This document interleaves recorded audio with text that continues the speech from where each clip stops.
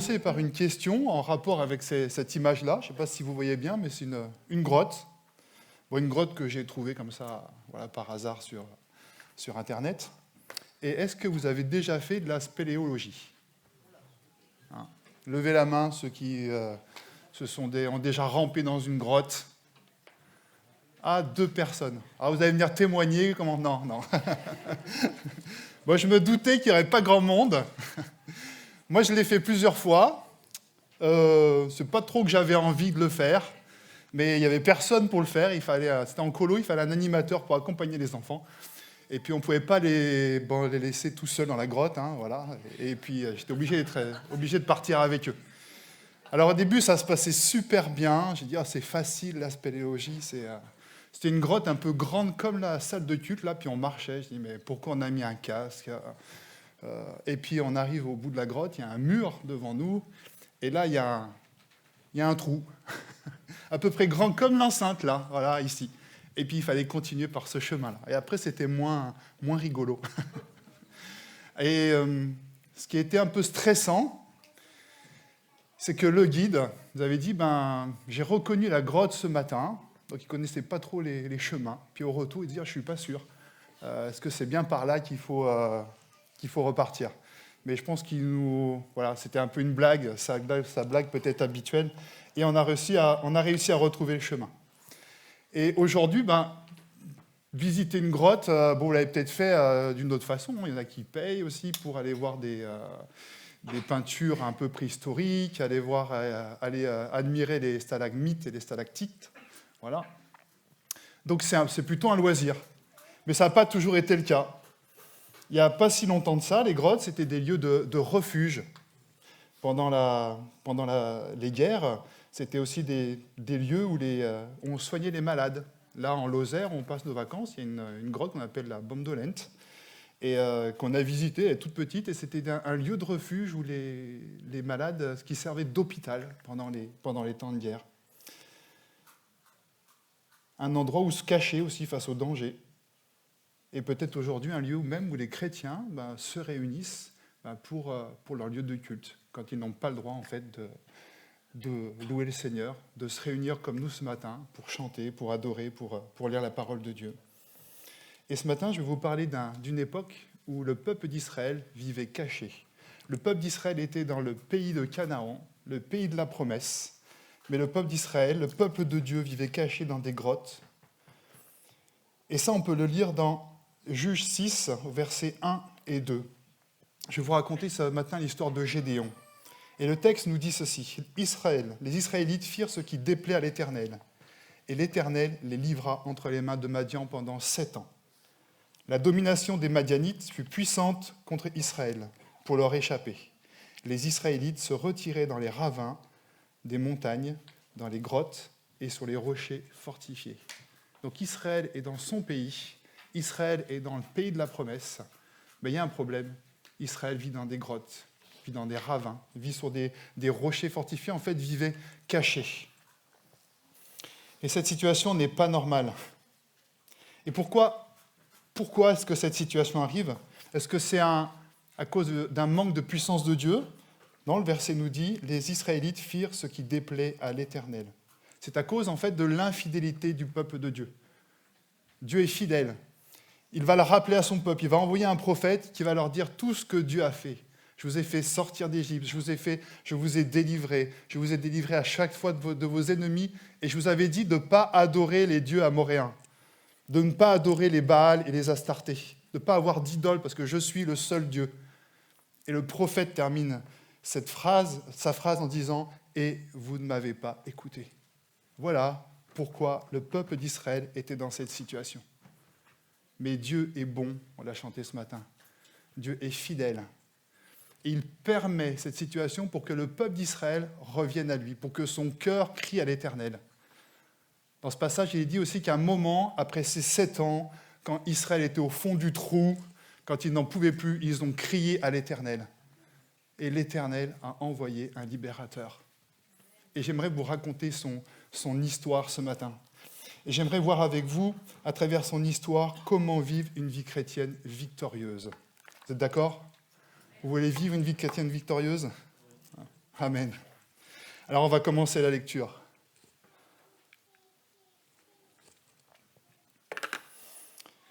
Donc on est dans Juge 6 à partir du verset 11. Tout ce que je vous ai dit jusqu'à maintenant, c'était le contexte du verset 1 au verset 10. Et je vous invite chez vous ensuite à poursuivre la lecture de cette histoire de Gédéon. Aujourd'hui, on lira simplement jusqu'au verset 24. Puis l'ange de l'Éternel vint et il s'assit sous le térébinthe d'Orpha, qui appartenait à Joas, membre de la famille d'Abiézer. Son fils Gédéon battait du blé au pressoir pour le mettre à l'abri des Madianites. L'ange de l'Éternel lui apparut et lui dit : « L'Éternel est avec toi, vaillant héros. » Gédéon lui dit : « Ah, mon Seigneur, si l'Éternel est avec nous, pourquoi tout cela nous est-il arrivé ? Et où sont tous ces actes merveilleux, ce que nos pères nous racontent quand ils disent : L'Éternel ne nous a-t-il pas fait sortir d'Égypte ? Mais maintenant l'Éternel nous abandonne et nous livre entre les mains de Madian. L'Éternel se tourna vers lui et dit : Va avec la force que tu as et délivre Israël de l'oppression de Madian. N'est-ce pas moi qui t'envoie ? Mais Gédéon lui dit : Ah, mon Seigneur, avec quoi délivrerai-je Israël ? Mon clan est le plus faible de Manassé et je suis le plus petit de la famille de mon père. L'Éternel répondit : Mais je serai avec toi et tu battras les Madianites, comme s'il s'agissait d'un seul homme. Amen. Je m'arrête là. Et le premier point que j'aimerais partager avec vous est le suivant. Pour vivre une vie chrétienne victorieuse, tu dois te voir comme Dieu te voit. Alors là, on a Gédéon qui est dans son pressoir. C'est un drôle de héros. Il ne comprend pas pourquoi le Seigneur vient le voir et puis il lui dit vaillant héros, pardon. Il ne lui dit pas drôle de héros, mais vaillant héros. Il doit regarder autour de lui. C'est bien à moi que tu parles, Seigneur, là ? Oui, tu es tout seul, de toute façon, avec le Seigneur, donc il n'y a pas d'autre personne que toi. Et c'est vraiment un drôle de héros. Ce n'est pas un personnage surhumain, ce n'est pas de super pouvoir, hein, ce n'est pas un Superman, Spider-Man, tout ce que vous voulez. Il n'a pas fait d'exploit, il n'a pas vaincu d'armée. Ce n'est pas un chef, il va dire ma tribu la plus petite des tribus d'Israël, et ma famille est la plus petite famille, je suis le dernier. C'est un homme simple. Il travaille dans un pressoir. Le pressoir, ici, c'était une cuve qui était assez profonde, qui servait à presser le raisin. Ce n'était pas du tout un endroit pour battre du blé. Et il y en a déjà qui ont vu comment, quand on moissonne, quand on bat du blé, en fait, il y a beaucoup de poussière. Et là, Gédéon, il travaillait dans un endroit qui n'était pas du tout ventilé, ce n'était pas du tout le lieu habituel pour faire ce travail. Et là, il était en train de battre du blé parce qu'il voulait se cacher. Il ne voulait pas que les Madianites le voient. C'était un endroit où les Madianites ne pouvaient pas le voir. Et on voit aussi qu'il a une faible foi. Si l'Éternel est avec nous, quand le Seigneur lui dit « l'Éternel est avec toi », mais il dit « si l'Éternel est avec nous, alors pourquoi ? Pourquoi tout ça nous est arrivé ?» Et il va même finir en disant « l'Éternel nous a abandonnés, l'Éternel nous a livrés aux Madianites ». Et puis quand l'ange lui parle, quand l'ange lui dit « va avec la force que tu as es un vaillant héros », Gédéon va lui dire « mais avec quoi ? Avec quoi est-ce que je vais délivrer ?» Il voit ses faiblesses, il voit ses limites. « Non, je ne suis pas capable, Seigneur, de faire ce que tu me dis de faire là. Je suis trop petit, je suis trop faible, je n'ai pas les moyens. Non, ce n'est pas possible. » Donc Gédéon, c'est un gars qui doute, c'est un gars qui a peur, c'est un gars qui se sent à ce moment-là incapable de faire la volonté de Dieu. Un drôle de héros. Alors en quoi Gédéon est-il un héros aux yeux de Dieu ? Et j'ai trouvé 2 raisons. La première raison, c'est que Gédéon voit ses limites, voit ses faiblesses, mais Dieu voit autre chose. Parce que Dieu connaît le cœur de Gédéon. Et quand Dieu regarde Gédéon, il voit un homme qui est actif dans une situation difficile, un homme qui travaille dur pour survivre et pour nourrir sa famille. Gédéon, je vous ai dit, il ne faisait pas des exploits extraordinaires. Il faisait tout simplement ce qu'il y avait à faire. Il accomplissait ses responsabilités. J'appellerais ça un héros du quotidien, comme on peut tous l'être, en tant que mari, en tant que mère, en tant que père. Il fait ce qu'il y a à faire avec ses moyens. Et le Seigneur voit un homme aussi qui est soucieux et affecté par la situation d'Israël. Quand le Seigneur lui dit « Le Seigneur est avec toi », Gédéon va lui répondre « Mais si l'Éternel était avec nous ». Donc, il ne se centre pas sur lui-même, mais il est conscient de ce qui arrive à Israël. Il en est affecté, il en est soucieux. Il est touché par cette situation. En fait, Dieu connaît son cœur, il le connaît parfaitement. Et je crois qu'à travers cette situation, qu'à travers sa vie, qu'à travers tout ce que Gédéon traverse, le Seigneur est en train de façonner son cœur. Le Seigneur est en train de le préparer par la suite. La deuxième raison pour laquelle le Seigneur voit Gédéon comme un héros est la suivante. Dieu l'appelle également vaillant héros parce qu'il le voit accomplir de grandes choses. Il le voit délivrer déjà le peuple de Dieu de l'oppression de Madian. L'Éternel voyait déjà la victoire et il veut faire découvrir cette réalité à Gédéon. L'Éternel est avec toi, vaillant héros. Le Seigneur connaît Gédéon parfaitement. Il le connaît mieux que lui-même, mieux que sa propre famille. Et il sait ce qu'il y a tout au fond de son cœur. Comme ce matin, il sait ce qu'il y a tout au fond de nos cœurs à chacun. David a dit dans un psaume, le psaume 139, vous le connaissez, il y a un chant qui a été fait à partir de ce psaume.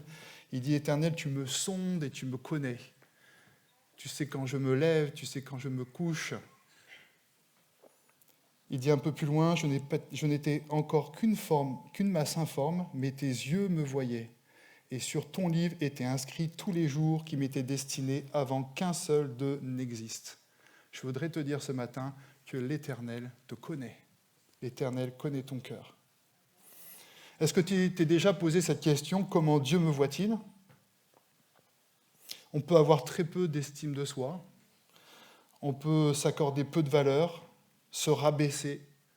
Des fois, on se sent incapable, on ne se sent pas à la hauteur de ce que Dieu attend de nous. On dit non, je suis trop faible, je suis trop limité, je ne peux pas le faire, j'en suis incapable.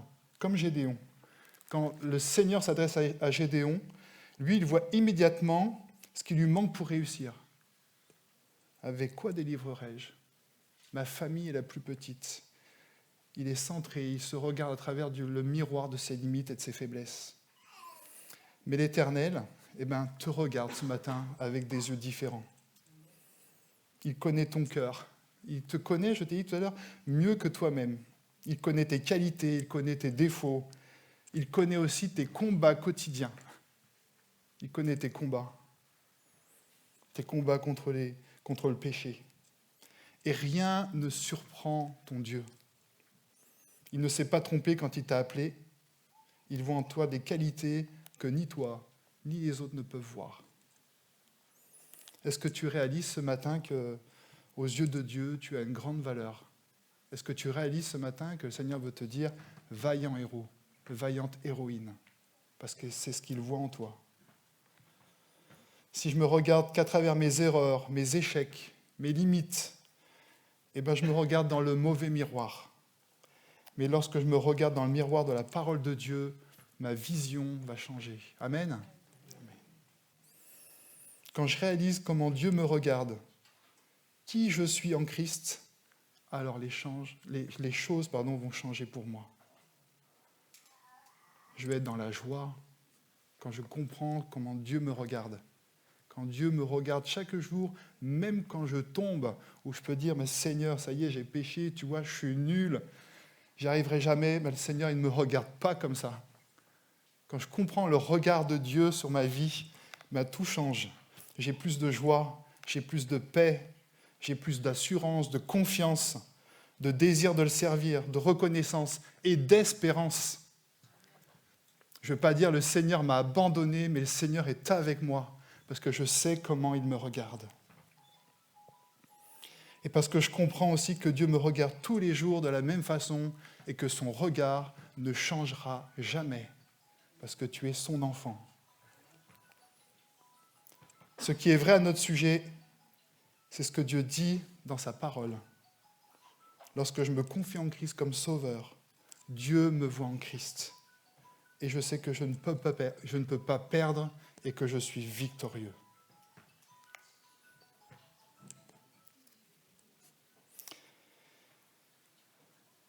Quand Dieu me regarde, il ne me voit pas avec mes défauts et mes imperfections, mes péchés, mais il me voit en Christ.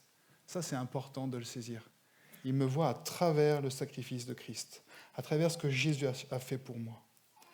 À chaque fois que Dieu te regarde, il te voit à travers Jésus, qui a donné sa vie pour toi. Il te voit tous les jours pardonné, justifié, racheté, sanctifié, victorieux de tes ennemis. En Christ, il te voit comme Gédéon, capable, fort et victorieux en Christ dans tes combats. Amen. Alors ne voyons pas nos faiblesses ou le peu que nous possédons comme des blocages, mais croyons ce que Dieu dit à notre sujet. Vaillant héros, l'Éternel est avec toi.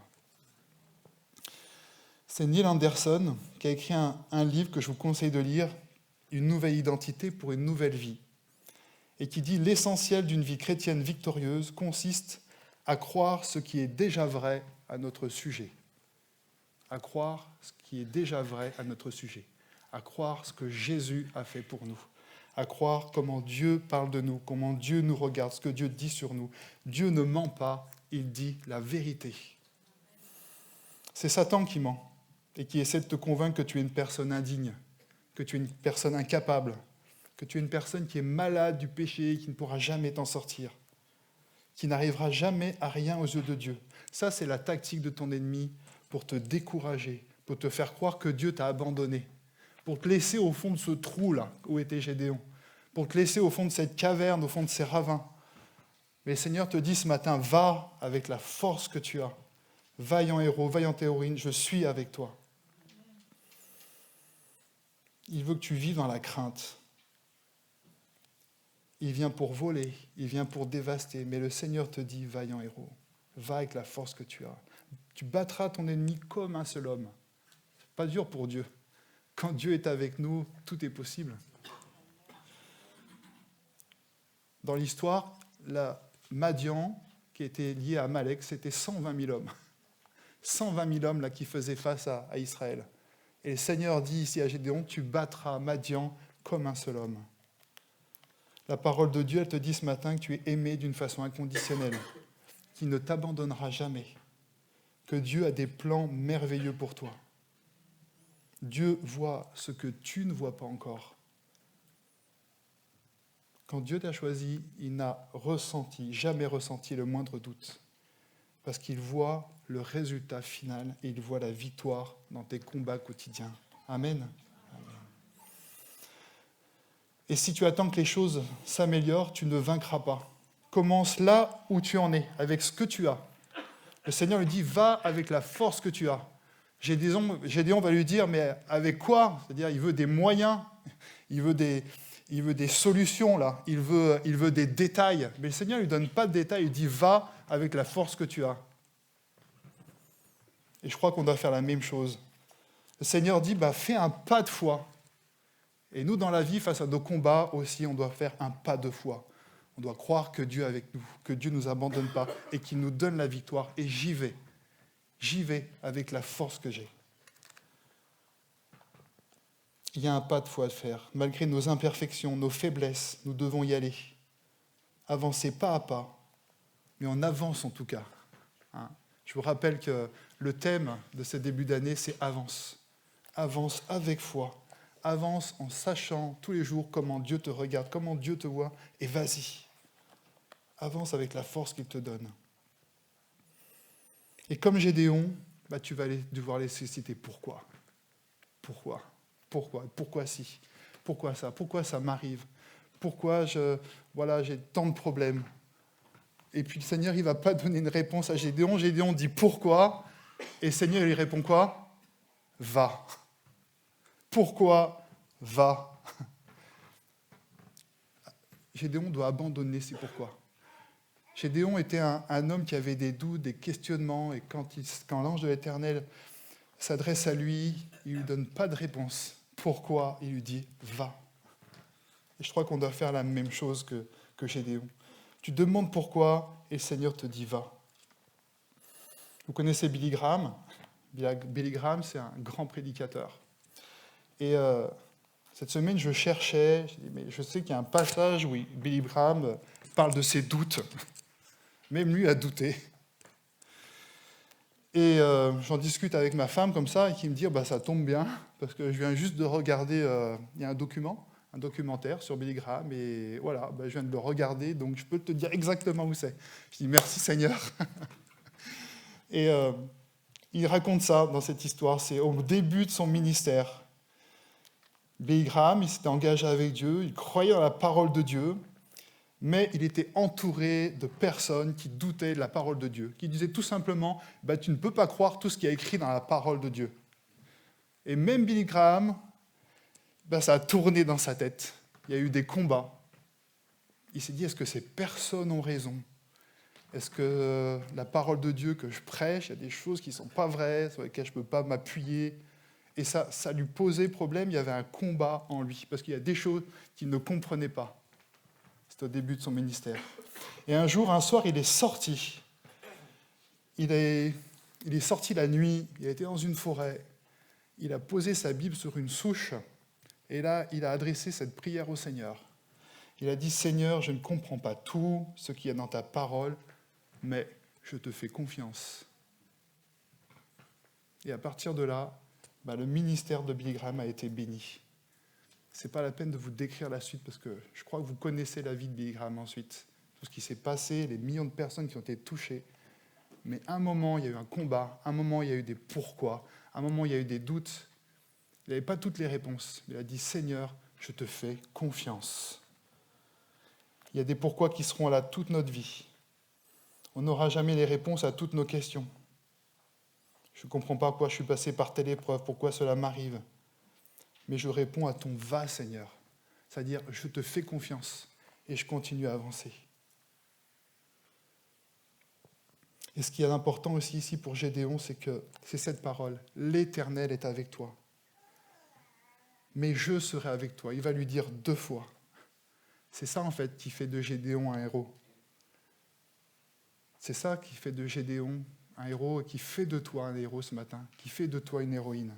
C'est que l'Éternel est avec toi. Ce ne sont pas tes dons, ce ne sont pas tes qualités, ce ne sont pas l'éducation que tu as reçue, mais c'est tout simplement le fait que l'Éternel soit avec toi. C'est que tu aies la présence de Dieu dans ta vie. Le Seigneur, dans la Bible, il a souvent utilisé des hommes. On s'est dit, mais pourquoi, Jésus, tu as choisi ces disciples-là pour annoncer l'Évangile, pour parler à des milliers de personnes? Il va chercher des gars comme Pierre, qui était un pêcheur.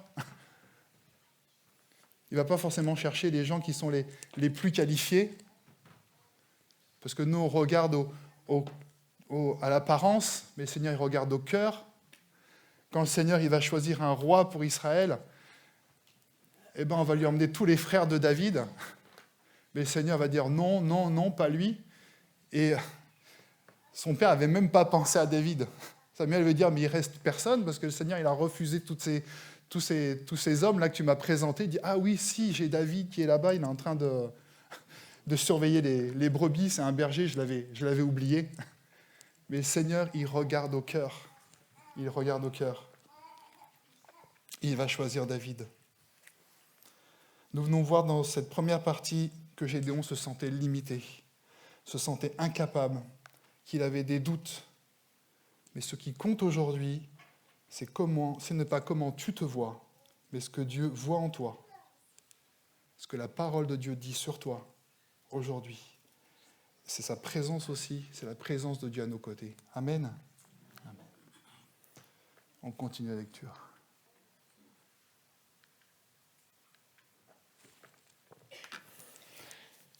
Gédéon lui dit, « Si j'ai trouvé grâce à tes yeux, donne-moi un signe pour montrer ce qui est bien, que c'est bien toi qui me parles. » Ne t'éloigne pas d'ici, il faut que je change mes lunettes bientôt. jusqu'à ce que je revienne auprès de toi, que j'apporte mon offrande et que je la dépose devant toi. Et l'Éternel dit, je resterai jusqu'à ce que tu reviennes. Gédéon entra chez lui, prépara un chevreau et fit des pains sans levain avec 22 litres de farine. C'est long, hein? L'ange de l'Éternel, il a attendu un petit moment. Hein? Imaginez, je vous dis, bon, je rentre chez moi, vous m'attendez, je vous prépare un civet. Hein, voilà. Je reviens demain. Hein? Je ne sais pas si vous serez toujours ici. Il mit la viande dans un panier et le jus dans un pot.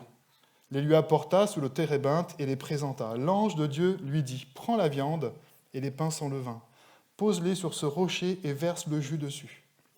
C'est ce que fit Gédéon. L'ange de l'Éternel avança le bâton qu'il avait à la main et en toucha la viande et les pains sans levain.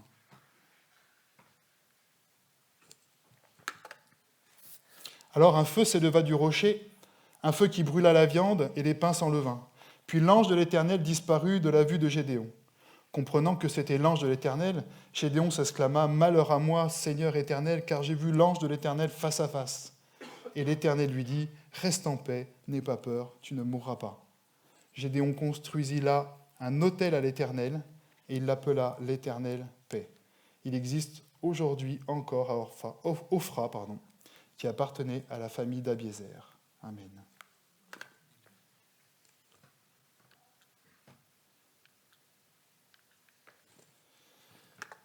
Pour vivre une vie chrétienne victorieuse, devient un adorateur de Dieu seul. Gédéon va demander ici un signe pour vérifier, il n'est pas sûr. Il vit quelque chose d'extraordinaire, mais il veut encore une preuve. Hein. Est-ce que c'est une illusion? Est-ce que je suis en train de rêver? Il faut que j'ai encore un signe. Il veut vérifier que cette promesse n'est pas une illusion, mais vraiment une réalité divine. Si j'ai trouvé grâce à tes yeux, donne-moi un signe pour montrer que c'est bien toi qui me parles. Gédéon va préparer une offrande, va préparer un repas. La règle de l'hospitalité était importante à cette époque. Il va déposer ce repas, cette offrande, devant l'ange de l'Éternel. Et que va faire l'ange de l'Éternel ici? Il va transformer ce repas en sacrifice, où la viande représente la victime expiatoire. Si j'ai trouvé grâce à tes yeux, c'est ce que voulait savoir Gédéon.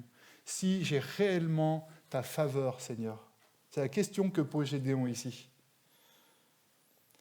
Et c'est par ce sacrifice que Gédéon comprend qu'il a trouvé grâce, qu'il a la faveur de Dieu, et que l'Éternel est vraiment avec lui. L'auteur de ce passage emploie alternativement l'ange de l'Éternel. Et dans le verset suivant, on voit l'Éternel. Il parle comme si c'était l'Éternel. Et il parle comme si c'était un messager de l'Éternel aussi. L'Éternel est avec toi, mais je serai avec toi. C'est l'Éternel qui t'envoie, va avec la force que tu as. Donc on voit qu'il y a des va-et-vient entre l'ange de l'Éternel et l'Éternel, et pourtant on a la même personne en face de Gédéon. C'est un personnage qui est à la fois distinct et semblable à lui. C'est un personnage qui révèle à Gédéon la face de Dieu. Sa présence équivaut à la présence de Dieu. Et la Bible nous dit que celui qui manifeste la présence de Dieu, c'est Jésus. Dans le Nouveau Testament, par son incarnation. Jésus a dit dans Jean 14, verset 9, « Celui qui m'a vu a vu le Père. » Et dans l'Ancien Testament, par des apparitions de l'ange de l'Éternel. Et je crois que cet ange de l'Éternel est tout simplement notre Sauveur Jésus-Christ. Cet ange aussi a une fonction, on le voit dans Zacharie, c'est lui quand Josué est accusé par Satan, c'est cet ange de l'Éternel qui vient défendre Satan, qui est son avocat. Et la parole de Dieu dit que c'est Jésus qui est notre avocat au ciel. Ce quatrième homme, là, avec les trois gars dans la fournaise. L'ange de l'Éternel. Et ce qu'il y a d'incroyable ici, c'est que normalement, on ne peut pas voir Dieu et rester vivant. C'est Exode 33, verset 18, qui le dit. Mais ici, Gédéon ne meurt pas, parce que je crois que tous ceux qui ont vu le Fils reçoivent la vie. Le feu ici représente le jugement de Dieu qui consume la victime expiatoire. La parole de Dieu nous dit que Jésus, cette victime expiatoire par laquelle nous avons trouvé grâce aux yeux de Dieu. Ceux qui ont reçu Jésus comme leur sauveur connaissent la faveur de Dieu, connaissent la grâce de Dieu. Ils savent que Dieu est avec eux. Ici, la première conséquence de cette rencontre extraordinaire, ce n'est pas de pousser Gédéon vers le service, c'est d'en faire un adorateur. Ce que disait Annabelle ce matin, c'était juste, Seigneur, tu ne veux pas de chanteurs, tu ne veux pas de serviteurs, tu veux d'abord des adorateurs. Et je crois que c'est cette deuxième clé qui est importante aussi. Tu veux la victoire dans ta vie, deviens d'abord un adorateur pour adorer. Il va bâtir un autel pour adorer. Il sait qu'il a trouvé grâce. Et là, il s'agit de l'expression spontanée de son cœur. Quand on sait qu'on a trouvé grâce, quand on a vécu vraiment cette rencontre extraordinaire un jour avec Jésus, la première réaction de nos cœurs, ça a été de dire « Seigneur, je t'adore ». C'est pas « Seigneur, je veux te servir », mais « Seigneur, je t'aime ». « Seigneur, tu es mon Dieu ». « Seigneur, tu es mon roi ». Et là, on commence à élever un autel. On commence à bâtir un autel dans nos vies. Parce que Dieu cherche des adorateurs. Ce qu'a dit Annabelle aussi, tu étais inspirée ce matin. Dieu cherche des adorateurs en esprit et en vérité. Dans le temps biblique, bâtir un autel représentait plus qu'un simple acte religieux.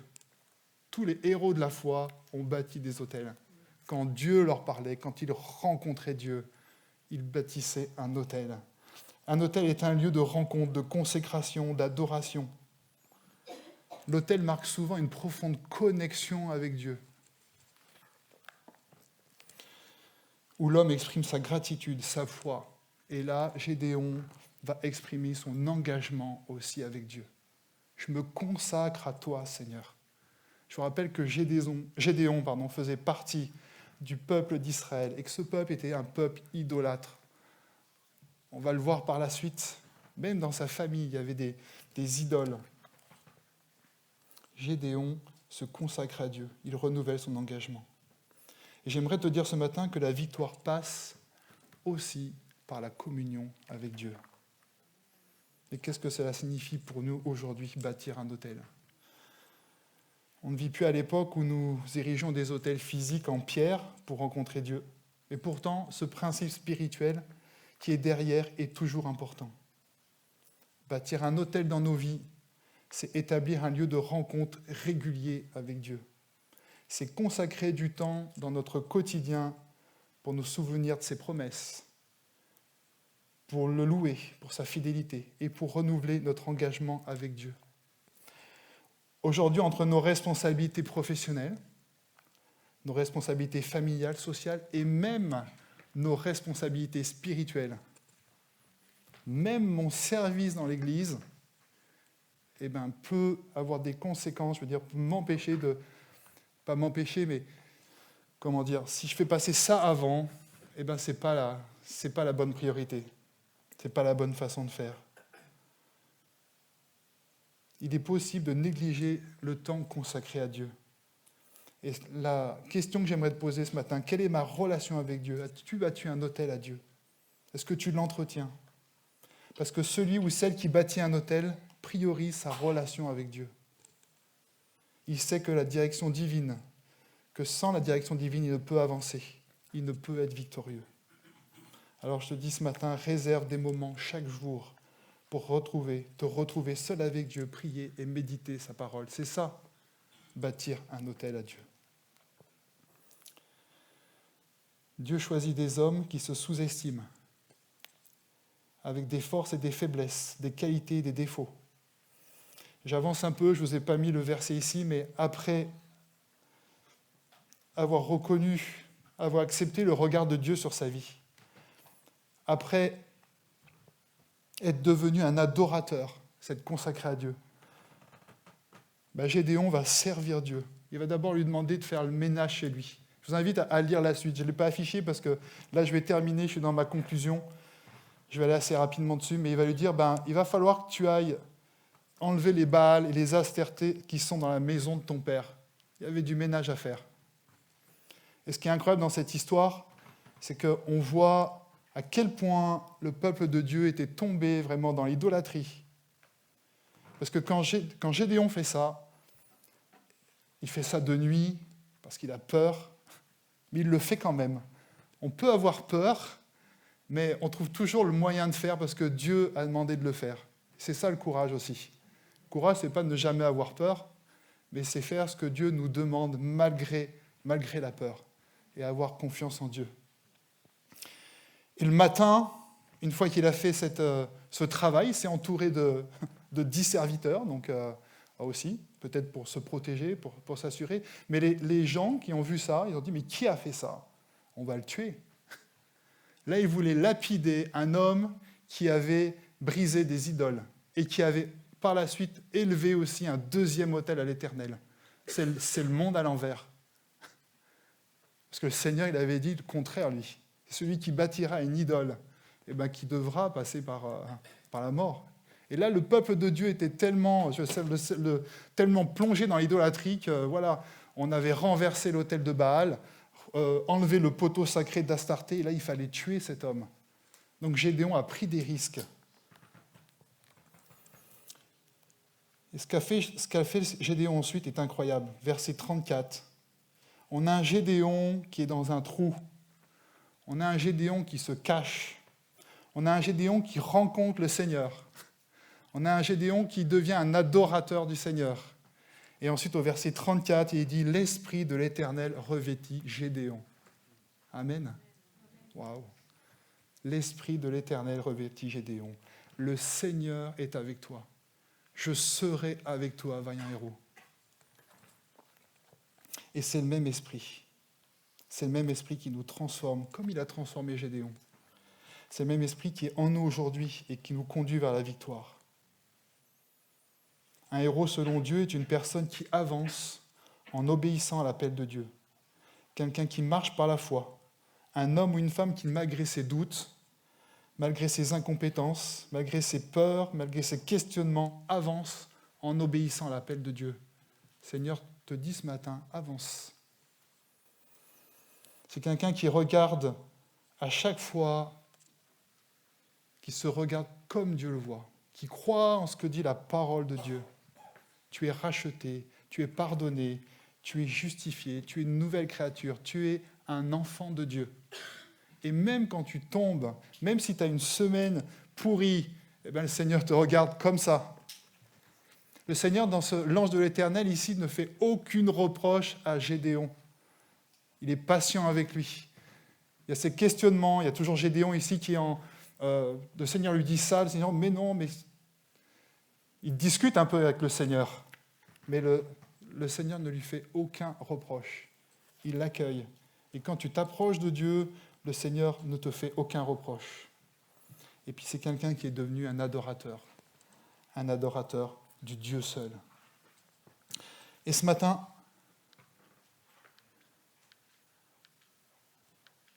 j'aimerais que tu mettes ton prénom au tout début de cette phrase. C'est le Seigneur qui te parle, qui te dit « Va avec la force que tu as et je serai avec toi. À toi juste de m'écouter, de m'obéir et d'avoir du courage. Va tel que tu es, malgré tes doutes, tes faiblesses, ton découragement et ton manque de foi. Tu peux avancer car tu as de la force. Sors de ton trou, avance vers le chemin de la victoire. Amen. Amen. Je vais inviter aux frères, aux personnes qui ont été désignées pour la Sainte Seine, de se préparer. Et je vais rappeler le groupe de louanges aussi. Et j'aimerais qu'on prenne un temps pour prier et laisser la parole de Dieu travailler nos cœurs encore. Et je vais vraiment prier pour que le Seigneur nous aide à nous voir comme il nous voit. Que le Seigneur nous aide à lui faire plus confiance, à avancer malgré nos pourquoi. Que le Seigneur nous aide à bâtir et même à rétablir peut-être des autels. Peut-être que tu avais commencé à bâtir un autel dans ta vie et puis tu l'as laissé un peu de côté. Et le Seigneur t'invite ce matin à retourner à cet autel, à le restaurer, à restaurer ta relation avec lui. Parce que lui ne te condamne pas, parce que lui ne te juge pas, il t'accueille. rebâtis ton temps, rebâtis cet espace où tu peux te souvenir de la fidélité et où tu peux chaque jour te consacrer à Dieu seul. Amen.